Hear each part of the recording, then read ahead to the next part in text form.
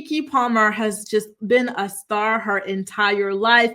I used to watch her on True Jackson VP. I'm sure we've all seen her on Aquila and the Bee. Did you guys watch the movie Nope? That's one project I didn't like. I'm sorry. I love Keke. I love Jordan Peele, but Nope was extremely, extremely boring. I was not a fan of it.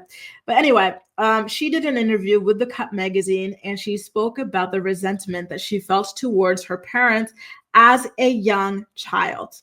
And, I think it's very understandable, these feelings that she harbored, because she was the breadwinner for the entire family, right? So her direct quote was, not only did she hold resentment, but, quote, "I hated my parents for a long time.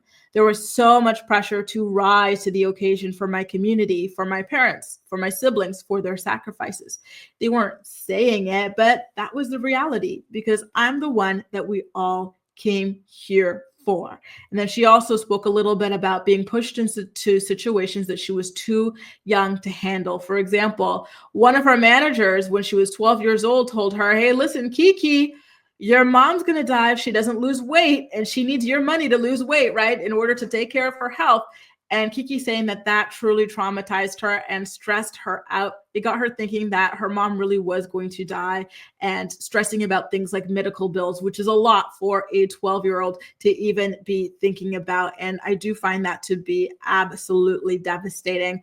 Listen, and people wonder why child stars do not fare well, right? The reason why is outlined in some of these interviews, right? Keke is talking about being a breadwinner for an entire family. Why are children breadwinners for families? And this happens very often with these people. Do you guys remember Gary Coleman, which is talking about Willis? Him too, right? Macaulay Culkin, Mary-Kate and Ashley. The list goes on. And not only that, but they are vulnerable people as well, right? The Nickelodeon documentary, Quiet on the Set, we hear about them being victimized in the workplace as well.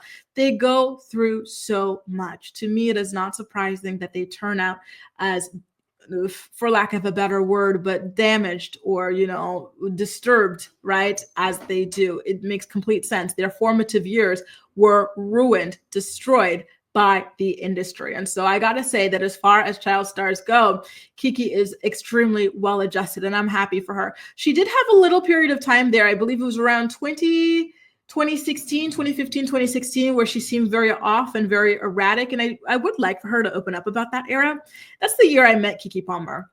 So back in the day, I used to work for this company, and they would send me to all sorts of like these Hollywood events and whatnot. And so I remember meeting Keke Palmer and like a bunch of these other people I've spoken to you guys about. And, she was giving very erratic, odd energy, but not like in a mean way or anything like that. She was a very nice girl, but very, very erratic at that time. But she overcame that, and she seems to be in a much better place now. And I'm rooting for her, and I'm excited to follow her career forever. I'm excited to see what 50-year-old Keke Palmer is doing, right? Or 60, 70, 80, 90, all that stuff. Like, she is going to be like a lifelong fixture in the entertainment industry if she wants to anyway. And I wish her a beautiful, flourishing, healthy life and career, because I really, really, really do love her. And you're right, I'm here for it all.